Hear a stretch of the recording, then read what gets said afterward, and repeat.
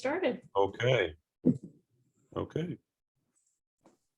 Well, hi, everybody. Thank you for joining me today.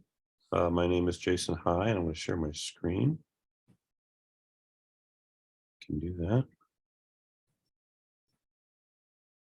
We'll have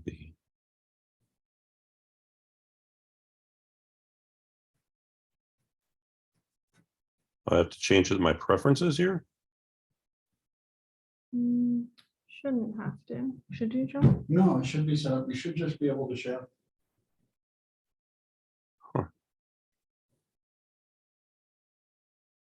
Share screen. If you haven't shared from it before, you may have to give it permission. In your setup, right? Yeah. It's giving me the options of like desktop, Google Chrome, which is what I'm on now. The desktop's probably easy. Either one should work. Yeah. All right, let me try that. Open system preferences. Okay. Yeah, it's asking you for permission. It's a new Permission to Mac share. or a newer Mac. Not really. No. One you haven't used with Zoom before. I've used it with Zoom many times for years. Yeah. I don't know them. Yeah. Um, You can always email it to me and I can share it too. why don't we go ahead and do that since do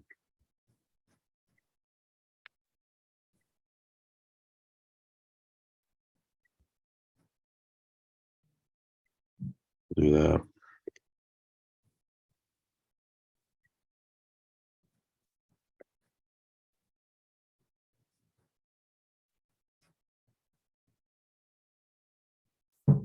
Here's the link.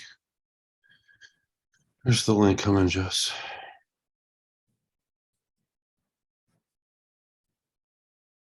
To my email or the chat? I can put it in the chat too. That should work too, right? You could just open it from the I chat. did send it to your email though. Okay, I can get it from the email too.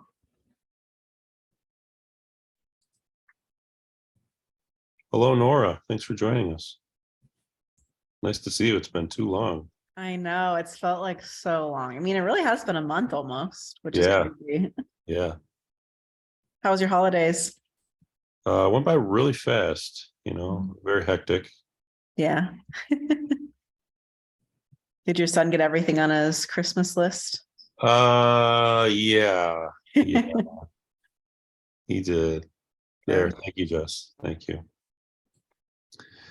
All right. Thank you, everybody, for joining me. My name is Jason High. I'm the academic videographer in the Division of Extended Learning.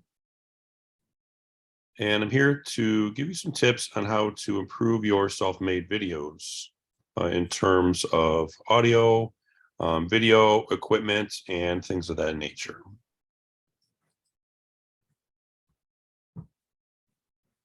Some of the things we're going to talk about today is lighting. I specifically sat here to talk about that. The height of your computer, which is one thing I adjusted before I got on the Zoom call. And I'll kind of show you a couple different ways to adjust the height. And we'll talk about that a little bit. Excuse me, the audio. What equipment is preferred for audio? There's also, we're going to talk about ring lights and lighting and things of that nature, and some of the clothes and the colors of your clothing and things of that nature that we're going to talk about in your wardrobe that you'll be wearing for your videos. So tip number one is avoid windows being behind you. As you can see, this gentleman is backlit from the sunlight. He needs to basically turn his chair around 180 degrees and use that natural light to his advantage. I specifically sat here working from home today on my couch. I have our big window in front of our house right here. I'm using that to my advantage. And it just gives you kind of like that soft light that looks great as opposed to harsh room lights or fluorescence, things of that nature. If you have the chance to use natural light, that would be your preferred choice. See this gentleman, he spun his chair around 180 degrees. He's using that natural light to his advantage, just like I am today. One thing that you also can do, if possible, is not sit in front of just a drab white wall or a light tan wall. He's using this maroon wall behind him. He's really giving him a nice depth of field for himself and really making him stand out from the background. I mean, we have a blue wall behind us in our living room here. So another reason why I'm sitting here is I wanted to use that to my advantage. Just a nice pop of color, just softens up the room. And that way you don't blend in to the wall. If you have a lighter complexion, you'll almost not vanish, but you'll kind of blend into the background a little bit more. So if you can give yourself a pop of color, if you can give yourself a bookshelf with books that you teach on campus or topical books that you enjoy, I would always use that. In certain video shoots on campus, I try to set a faculty member up in front of a bookcase like that or something in their office that makes them stand out.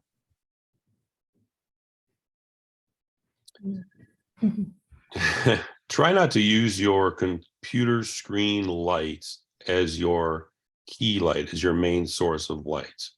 The room light and the temperature that the computer is giving off are two different temperatures. So they're competing against each other. They're clashing against each other.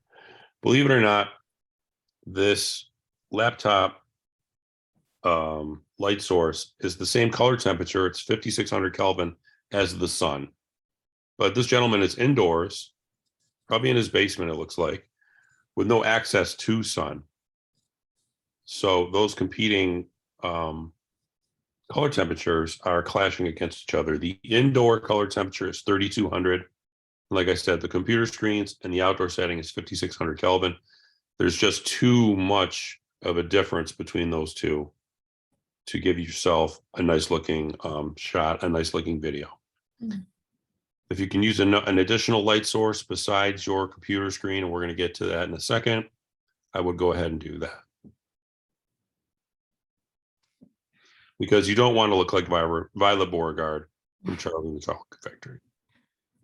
Never want to do that. Never want to look like her. No offense. Great movie, but she looked horrible. We don't want you guys looking horrible.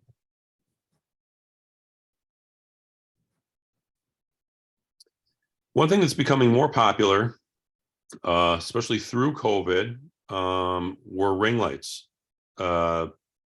People wanted to still produce quality content. They wanted a nice, even light source for themselves. I know that there has been a couple faculty members that I've spoken with, and I believe a couple of my colleagues in extended learning have bought a ring light. People were kind of bored. They wanted to start a podcast. They wanted to start their own YouTube channel with something that they're interested in. They bought ring lights to give them the best quality lighting for those channels. They range in size from cheap side on the $20 end to, more expensive with a couple more bells and whistles for $150. As you can see, they can clip on to the top of the laptop, which is what the gentleman should have done in the previous slide. I don't need one today because I'm by the window. But if I were to be in my basement or something like that, I would buy this nice little ring light, clip it on top of my camera, set it next to me, give myself a nice light source. And in the previous slide, it said Amazon and B&H are your probably best sources. Thank you, Jess. B&H is a camera, video equipment store in New York City. Any equipment that we buy in extended learning, we have an account with them. They have everything you could ever possibly imagine. I'm sure there's other faculty members here on campus that may deal with B&H, but I highly recommend B&H or Amazon.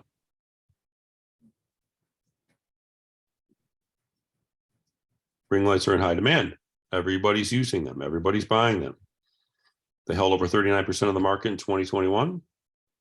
It topped 6.9 billion worldwide in 2021. And as you can see, it's not just here in North America. It's other continents around the globe. India, Japan, Germany, they're becoming popular everywhere because everybody wants to create content. Everybody wants to be that TikTok star. Everybody wants to have their own YouTube channel, things of that nature. Ring lights are the way to go. I recommend them.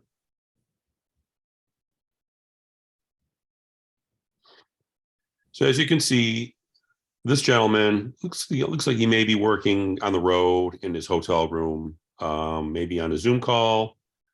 He is not just using his light from his laptop to light himself. He brought over a hotel room light, sat it next to him. It's given him that nice soft glow, really lighting him pretty well. It's a little dim, but it's better than nothing at all. Looks like this, if he's in a hotel, he doesn't have the option of using a nice colorful background like this, but he's doing the best he can. He's also doing something with his laptop, which we will talk about in a second. The height of your camera and your framing is something you may never think about. You're just going to open up your laptop, you're going to hit record, and you're just going to go. Before you do that, get your camera for your laptop or your webcam or something at the height that's like eye level. You don't want to speaking like down to your students. You know, it's kind of like intimidating in a way. We want to speak to them eye to eye, person to person, and just have a nice conversation with them in your video. So what I did today is I put 2 pillows under my laptop. So this would be me without the pillows.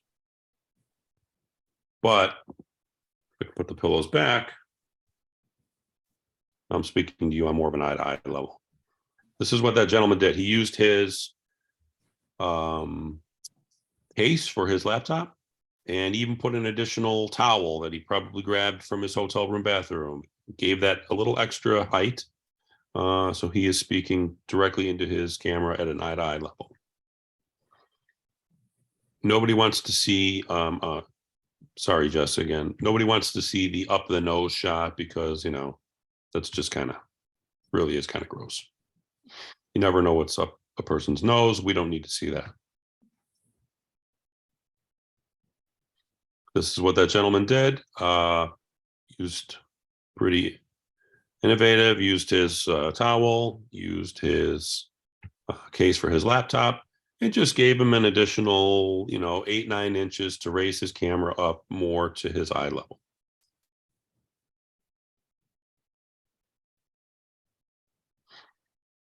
So framing, you want to be mindful of a person's personal space. As you can see, the picture on the right, you can literally see the pores in the woman's face. You don't want to be really far away. You want the eye level of your camera to be at about 75% on the screen, and that's what this woman here in the middle, that's what she's showing us.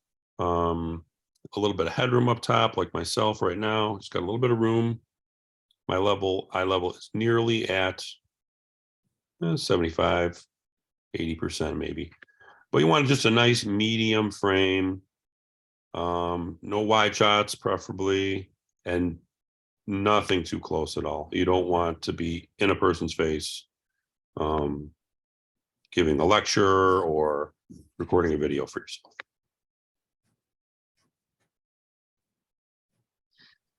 Audio, if you don't have a good quality audio source coming from your laptop, use a headset. It's direct source to your laptop and gets that microphone right here by your lips. So it'll dramatically improve the quality of your audio and your recording. There, I have them headsets at my desk in extended learning. So whenever I do Zoom, I have a headset because you don't know kind of the output you're getting from your laptop audio source. I'm sure it's fine, but you never really know. Let's just take that out of the equation. Preferably use a headset if you can.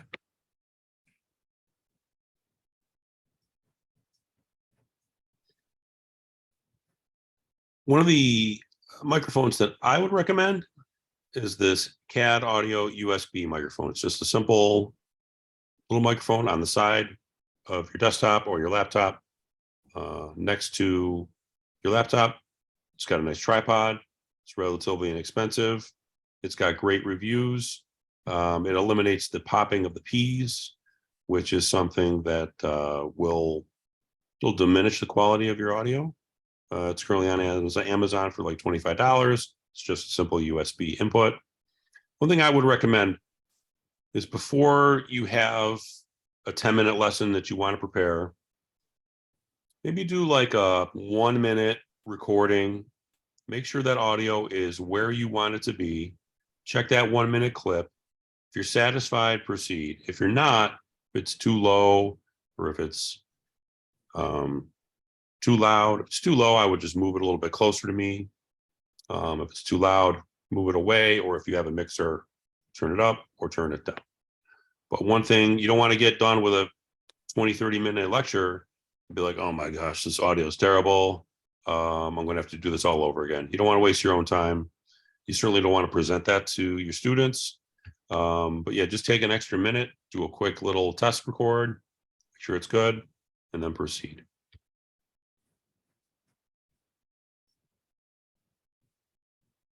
This microphone's kind of cool. It's a Samson microphone. It's quick, it's compact, it's portable, and it can clip onto any laptop right on the top, as you can see. It's giving you a nice direct audio source because you're speaking right to your laptop and it's right on top. Reviews were excellent. Audio quality of the recordings are good. It's a little bit more expensive, but it's great for recording yourself, for music, and for podcasts.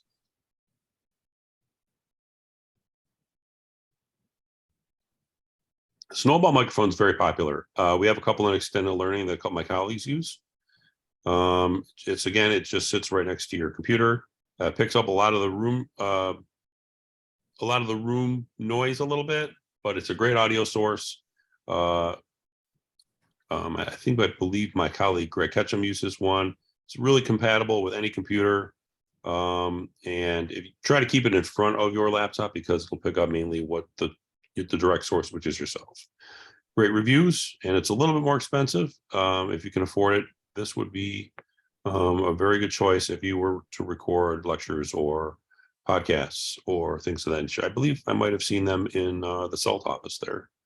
I don't know if John still has one. Yeah, we got rid of any headset microphones, though, just because of the plosives and so on.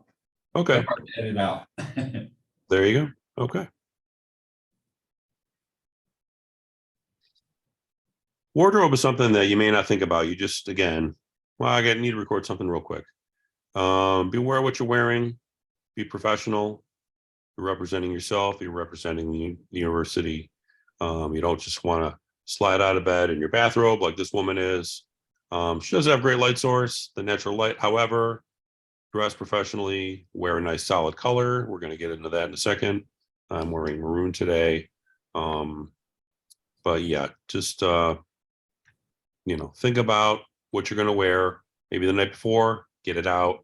That way you're ready to go. And then you can start your recording with something professional on.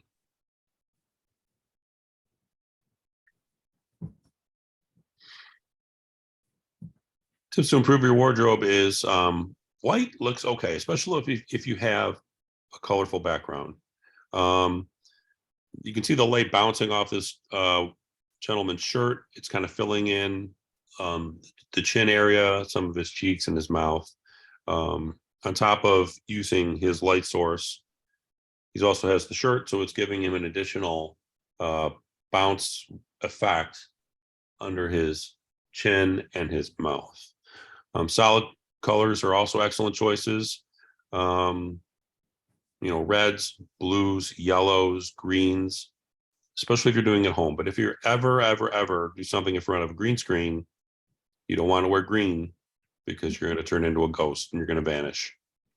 So if you're ever, doing something with myself, with our light board or something like that in Lanigan Hall, we shoot in front of a green screen, please don't wear green. But if you're with me in a conference room or something, green would be just fine.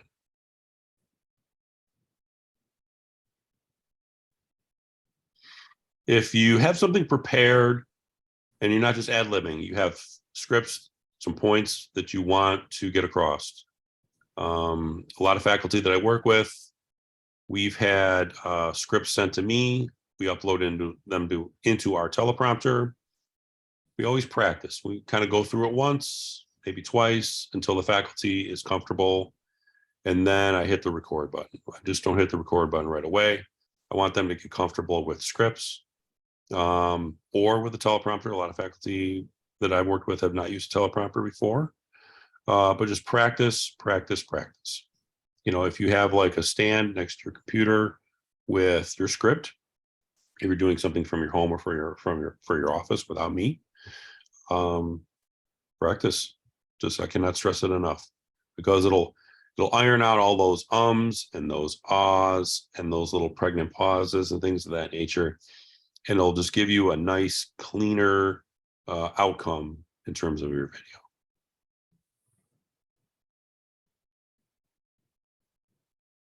If you're editing your own video, there's a lot of different editing tools out there. Here's just a few. iMovie, Movie Maker, Panopto, which is compatible with Brightspace now. I believe it always was. And I use Adobe Premiere Pro, but that's a very simple tool as well. Avoid jump cuts if possible. You know, if you have a couple clips and you want to just butt them together, maybe there was a stumble or something for 20 seconds that you want to take it out. Take it out, put those two clips together, but then put like a dissolve or put a wipe. You know, you certainly don't want you looking at the camera and then maybe looking off a little bit. You can see that it's more of an artsy look in certain commercials on TV. I'm not really a big fan of it, especially in the long format if you're recording a lecture or something like that. Try to cut to another camera, or like I said, put a white flash. That's also just a very simple little effect, or dissolve. Everybody has dissolves in their editing programs, or a wipe, something very simple like that.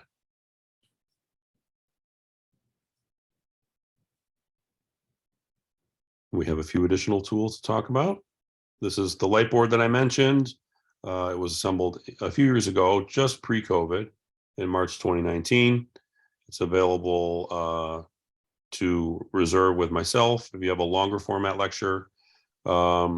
This resides in Lannigan Hall. It uses the light source, which is that white bar that goes all the way around the pane of glass, and it will illuminate anything that you want to draw or write on the glass.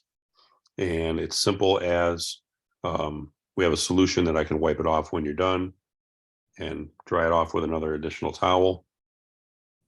But is it available for use? It's a brand new tool. Hasn't gotten as much use as I wanted it to, but I just wanted to take a couple minutes. I've spoken to the entire School of Business before, just before the holidays started, so they are aware that we have this tool available for them. This is more of a longer format. This isn't a 3-minute video with myself.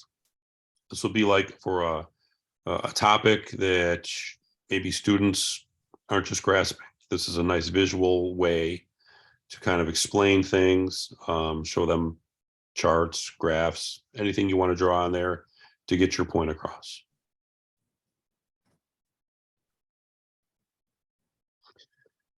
The Lightboard allows teaching and learning to become more visual and effective. Allows instructors to create more human online videos that are closer to face-to-face classroom experience. When I record these videos, they are, especially like the gentleman in the middle, for instance, what I see him drawing is backwards to me. So what I do is I use an effect called horizontal flip. I take the image, flip it around 180 degrees. That becomes legible to the viewer. Just a very simple effect. And it's something that is done in post-production. But yeah, this it can work in various modalities: physics, math, the sciences, communication, human development, anything like that.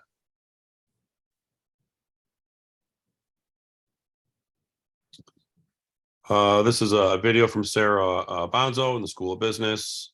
You can play it if you want, Jess, but it's only like a minute long. I had a request access, so I just did that. Okay, I'm gonna give you access.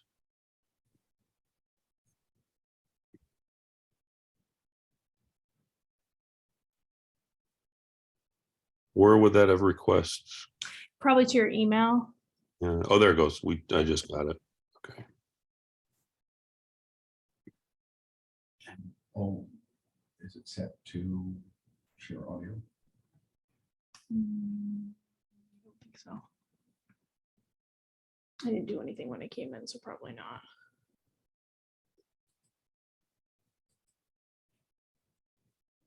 Okay, one thing we'll Stop have to do is stop the share for a one second to second. enable the audio. So I change it to the computer, which one is it, John? Oh, no, just when you do the share, Mhm. share screen. Oh, just do check the box, check yeah. the box. Okay. Just yeah, go to the share screen. The main menu, and then click the box. the Oh, two share boxes down at the sound, bottom. Yeah, There we go. Sorry about that. yeah, you can close that. Does it let me close? Oh, there it Yeah, is. just close it. All right. That's it. Okay.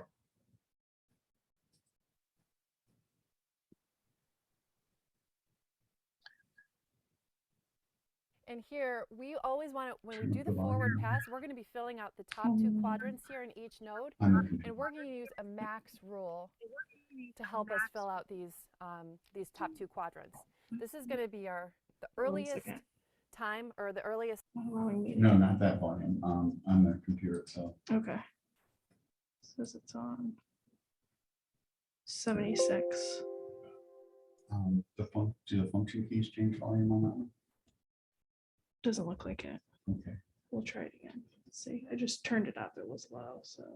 start time of this activity, and this is going to be the earliest possible time we can finish this That activity. seems quieter. So let's walk through this. This will make more Yeah, sense once I we turned it actually up walk. to- It was on 42. I turned it up to 72. I can hear it fairly well. Oh, you okay. guys can hear? Okay. Okay, that's fine. Yeah. Yep. Oh, Great. maybe it's our local volume. Maybe. Oh, well, no. Through it. No. So here, activity A, this is going to start at time 0. So it starts at time 0, and then we know it's going to take about 4 months to complete this activity. So we just do 0 plus 4, and we put a 4 in here. So the earliest time we can start activity A is at time 0. The earliest possible time we can finish it is going to be at 4 months. So now we know again that B and C cannot start until A is complete. So we're going to bring that 4 months right over here, because we know that B can't start until A is complete. So the earliest possible time we could start activity B is going to be 4 months. We add the duration for this activity, which is 3 months, and that's going to give us a 7 here, which is the earliest possible time we could finish activity B. And we're going to pull this 4 over here to activity C as well, plus 6. The earliest time we could finish activity C is going to be at 10 months. So you get the idea. She kind of goes all the way down and kind of demonstrates to the students what and how the critical path method works.